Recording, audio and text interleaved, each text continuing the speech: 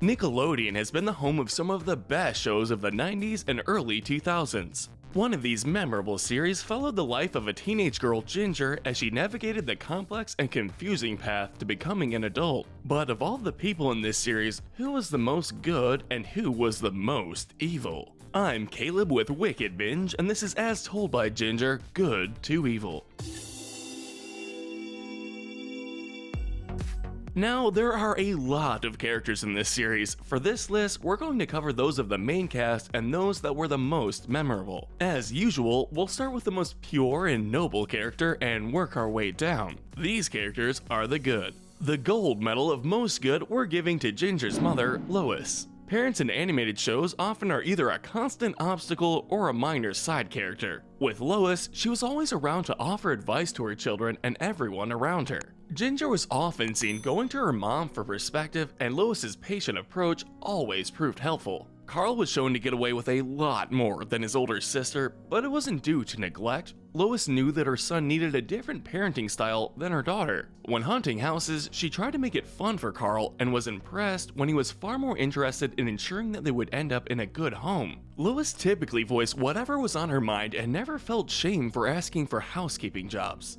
The only time she tried keeping her opinions to herself was when she dated Buzz, believing that Ginger and Carl were happier with a father figure around. What is it? What's wrong? And you could call me Lois. When the Griplings lost everything, Lois quickly agreed to having the formerly wealthy family move into their home. Taking their spot with the silver medal of most good is Dr. David Dave. While a minor character for most of the series, David eventually assumes the role of Lois's second husband. Before the two became a couple, Dave was the man that overlooked the family's health and showed concern for them. He ran tests on Lois when it was believed she may have drunk some of Carl's snakes in her morning coffee. He had been the one to look after Carl after he was bit by Mr. Licorice.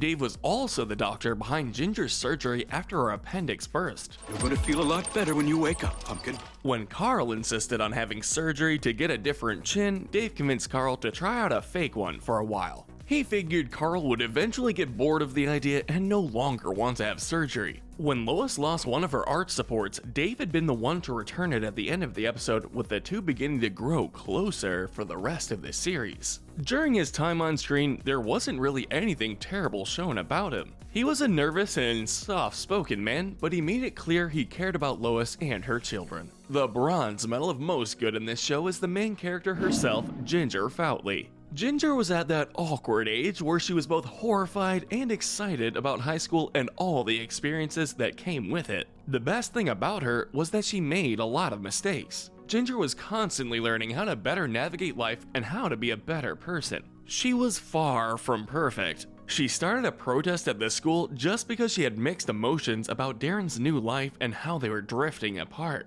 She tried hiding her mother's housekeeping business out of embarrassment, not caring how badly they needed the money so long as their image was okay. She created a lot of tension at a family function by trying to take over everything. But after all these incidences and many others, Ginger learned why what she did wasn't right. In the end, all those misunderstandings strengthened her relationships and her as a person. On top of that, Ginger was a genuinely kind person. She stood up for Hoodsey after he was embarrassed at Courtney's party. She tried to warn Courtney about the high school girl's plot to undo Courtney's top, and she stood for her class against a tyrannical substitute. She wasn't perfect, but she always made an effort to learn from others. After Ginger, we have one of our close friends, Macy Lightfoot. Macy was usually seen to be scared of nearly everything. She was an odd mix of mature and naive, which led her to panicking about things such as watching the puberty video for a class. At the same time, she's able to call out people for being short-sighted. Macy had been the one to tell Miranda that no one really cared for her aside from Courtney. It was impressive considering how intimidating Miranda was towards Macy.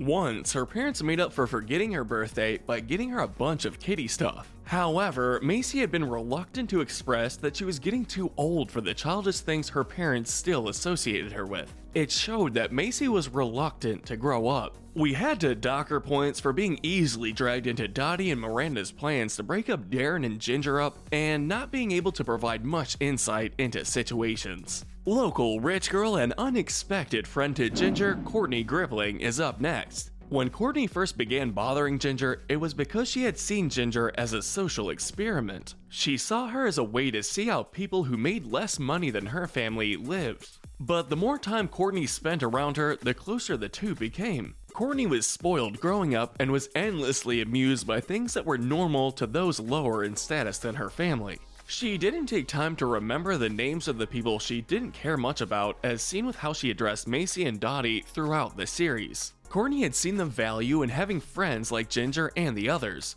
thanking them for saving her from being embarrassed at the pool party and accompanying them during the fair. Courtney had been the one to expose Dottie and Macy for trying to break up Darren and Ginger's relationship. While Ginger stood up for the class against their cruel substitute, Courtney quickly followed her lead. She even encouraged Ginger to make her essay a higher word count to get published as a novel. Next on our list is Noelle. If there was one thing we didn't expect from this series, it was to see a character with actual telekinetic ability. At first, the ideas brushed off as a part of a kid's overactive imagination. After all, there was another girl in the class that believed she was a bird. But with Noelle, her powers became helpful in a few episodes. She used her gift to save Carl and his family a few times and had been the one to expose the fake Nikki Laporte that had wanted to break Lois and David up. Noelle was just as eccentric as Carl and Hoodsey, teaming up with them to try and use her powers for some quick cash. But unlike Carl and Hoodsey, Noelle was better at seeing the big picture.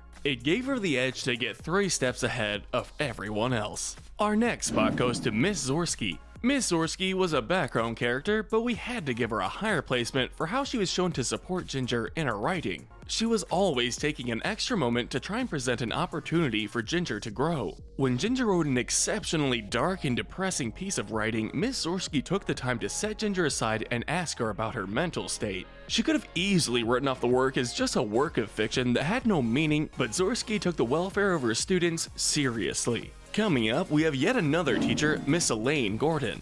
Elaine, or Gordo as Carl liked to call her, could have easily fallen into the trope of being the teacher mean to the established troublemaker and blind to anyone else's wrongdoing. But she didn't. Miss Gordon was known for having a soft spot for Carl despite all the mischief he caused. She also established that she hated students who tried sucking up to her to get special treatment. Unfortunately, Elaine could not be in the series long, with the character being killed off. With that said, we've arrived at the neutral territory. These characters fall in the gray area. While he is a good kid for the most part, we ultimately decide to place Brandon Higsby in the neutral territory of our list. Brandon was shown to be an optimistic and friendly kid, always trying to befriend his peers. He would sometimes try to be part of whatever plan Carl and Hoodsey made, while other times he would be tricked into helping them. Brandon was also guilty of telling on Carl and Hoodsey to Miss Gordon, making him less liked among his peers. But why is this teacher's pet so far below some of the others on this list? Well, we had to decide to dock him many points for his treatment of Mr. Licorice, his pet monkey. He always assumed that the pet was fine with whatever treatment Brandon forced him to endure. While Brandon meant well, he was just a kid, so his ways of expressing love could border on mistreatment. Following is another loyal optimist, the Grippling butler, Winston. Winston may have been employed to the Grippling family, but he treated them more like a family than his bosses. Yes, he addressed them all by their preferred titles, but Winston helped Blake and Courtney in ways he didn't have to. Winston was often seen helping to deploy some plan of Blake's against Carl and Hoodsey.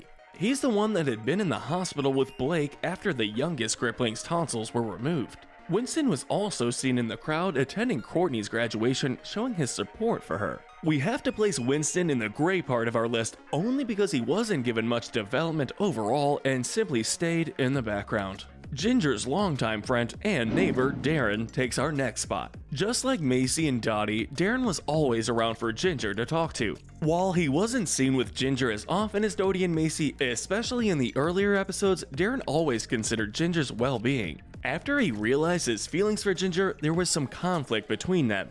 Darren had led a counter-protest to Ginger after she tried to raise awareness on how much of the school fund the football team was using. Darren eased up when he and Ginger realized why they were actually at each other's throats. When Courtney exposed Dottie and Macy for trying to break them up, Darren stayed by Ginger's side, having also listened in on the call. When he and Miranda were enrolled at Spangler Military Academy, Darren had been able to meet the aloof teen halfway, which was a first for the series at the time of that episode. Taking our next ranking is Carl's closest friend, Hossain. Hossain and Carl were both fascinated by the gross and weird and would frequently get up to trouble because of it. Thanks for asking, Hoods. And this is the last time. Unlike Carl, Hossain was more cautious and reluctant to follow through on a plan if becoming annoying to others. This was most often the case for Hossain and Carl interacting with Blake Grippling or Brandon Higsby, two people Hossain did not care much for. Being around the Foutley family, Hossain had been loyal not only to Carl, but also Ginger. When he overheard Miranda and Mipsy's plan to embarrass Ginger at Courtney's slumber party, Hossain intervened even though it resulted in him being humiliated.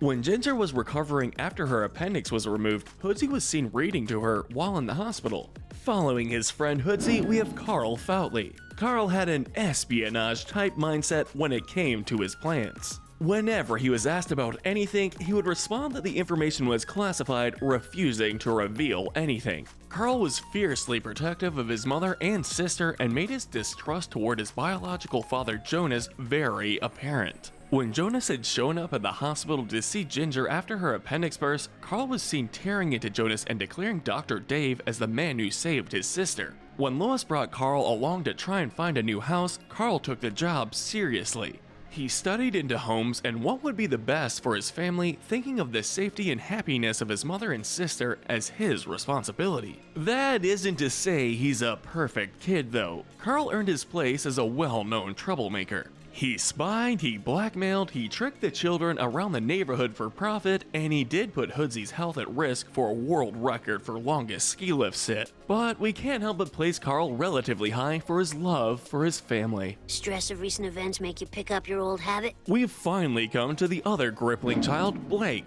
In early episodes, Blake was seen typically spying on his sister Courtney and Miranda and becoming friends with Carl. Blake was a good student, however, he was never shown to talk to his peers, instead just giving snide commentary about whatever Carl and Hoodsy were up to. After his father was arrested, Blake had been the one to reach out to the Foutley family asking for their help on what they were to do as they would lose everything. He's seen in a moment of weakness as he breaks down and Carl quickly comforts him despite their previous rivalry. It was an emotional scene that showed how much his mother and sister meant to Blake than his pride did. Ginger had a lot of love interests, but we have to mention one specifically, Sasha. An employee at Camp Caprice, he was one of the first major love interests in the series. On the surface, Sasha was a hard worker and a nice enough guy. Still, he was a teenager. He tended to lash out or storm off when people annoyed him. He expressed an immediate dislike to Courtney upon meeting her. When she said that Ian and Ginger were dating, as she believed to be true, Sasha refused to actually talk to Ginger about the issue. Instead, he named the new bull Ian to show how upset he was and snapped at Ginger when she tried talking to him. Finally, we've reached the dark side. These characters are the bad and the evil. Our first spot in this section goes to Jonas. Ginger and Carl's biological father had abandoned them shortly after Carl had been born. When Jonas was first mentioned in the series, it was established that he was the type to always claim he would be there for some event in Ginger's life only to never show up. While dressed as Santa, Hoodsy had approached him and, believing Jonas was the real Santa, confided that Carl didn't believe because he never got to see his father on Christmas. After that interaction, Jonas did in fact make an appearance during the family's holiday. His relationship with Carl was never really amended, but Jonas was shown to give advice to Ginger now and then. Due to Jonas simply not being present for much of the show, we can't say he was really redeemed. Especially since it was implied he would have no issue trying to find a way back into Lois's life after Ginger's surgery. Chances are, the only reason he didn't pursue it was because of Carl tearing into him. Ouch.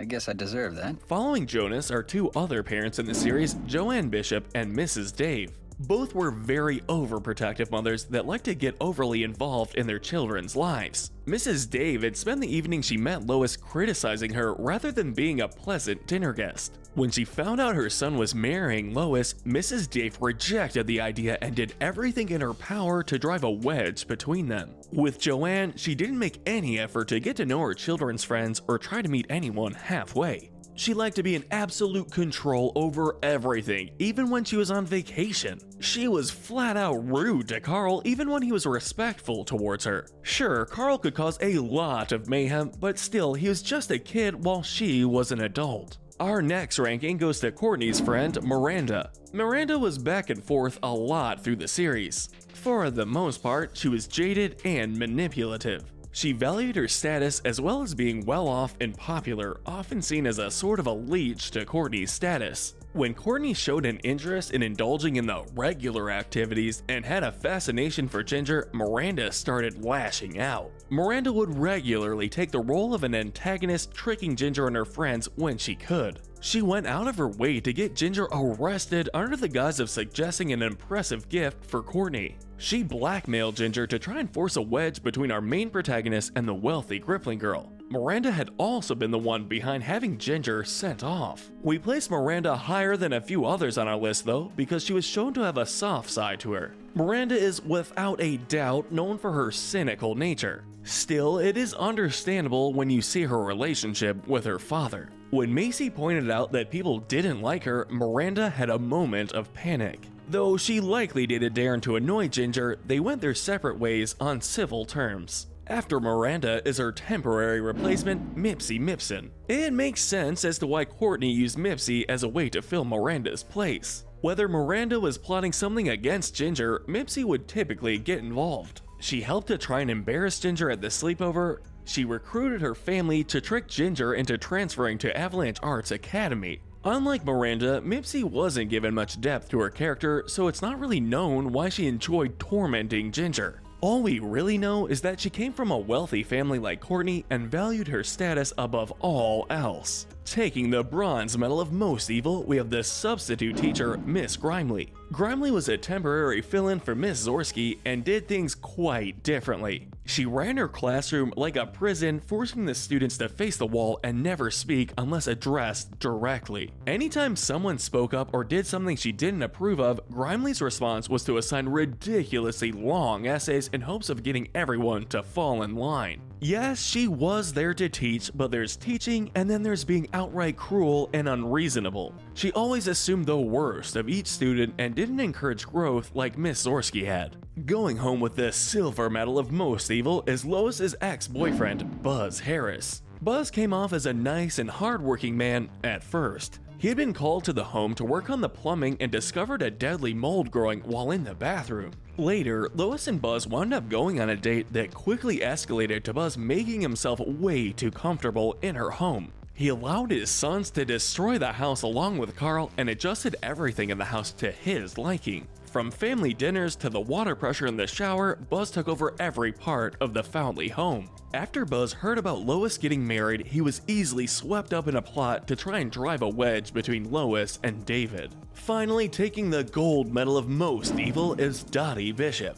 Being close friends with the main protagonist, Dottie caused a lot of issues throughout the show. Dottie thrived on gossip and always did everything she could to gain popularity. When Ginger began hanging around Courtney, Dottie started acting out, becoming jealous of Ginger being accepted by the in crowd. When Ginger invited Darren to their outing, Dottie invited Courtney as a way of getting back at her. When Dottie had taken over the school announcements, she exposed the students infected with lice to the whole school, only stopping when Ginger busted in. Dottie even faked a major injury to get the cheerleading squad to accept her as part of their team. We would like to rank Dottie higher because of her friendship with Ginger, but that connection worked against her in all honesty. The fact that Dottie would be so self-absorbed one minute and then go spouting about friendship the next painted her more as deceptive and two-faced than it did redeem her actions. With our morality spectrum wrapped up, let's wrap things up with our sinner medals. First up, we're giving the Darwin Medal to Brandon Higsby. Brandon was a sweet kid, but he was the picture of a gullible sidekick. He was convinced he was well liked and could be popular. He didn't know why his peers didn't like his overly happy attitude or his need to be liked. The Lust Medal we feel has to go to our main protagonist, Ginger. Ginger had more than a few love interests throughout the show. She tended to get wrapped up in the idea of a romantic relationship easily. From Darren to Ian to Sasha to Joaquin, Ginger was even fixated on finding someone for her mother, thinking that her mom wouldn't be happy without a man in her life. Next up, we're giving the Wrath Medal to Miranda. Miranda was always quick to bring her claws out if she thought the situation called for it. She was ruthless when targeting Ginger. She resorted to blackmail, threats, and trickery to get Ginger as far away from Courtney as possible. The Greed Medal we're giving to Dottie Bishop. For most of the time she was on screen, Dottie's main goal was to become more popular. And when others got the spotlight, Dottie's response was to lash out in a fit of jealousy. I mean, faking a major injury for attention, that was overkill.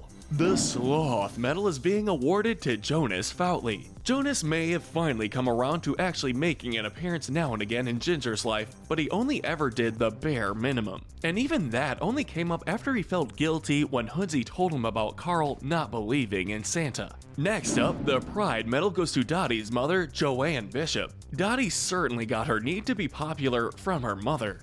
Joanne was always nagging about appearances and felt her children deserved better friends, always quick to voice her displeasure. Finally, the Gluttony Medal goes to Lois's short-time boyfriend, Buzz. Buzz quickly adapted to taking over meals, adjusting everything to his liking, and allowing his sons to basically destroy the place without considering the consequences. But let us know in the comment section if you agree with our ranking, and tell us what we should cover next. Remember to hit that notification bell and binge our Good to Evil playlist, where we break down the morality of the characters in your favorite cartoons, shows, and movies. But most importantly, stay wicked.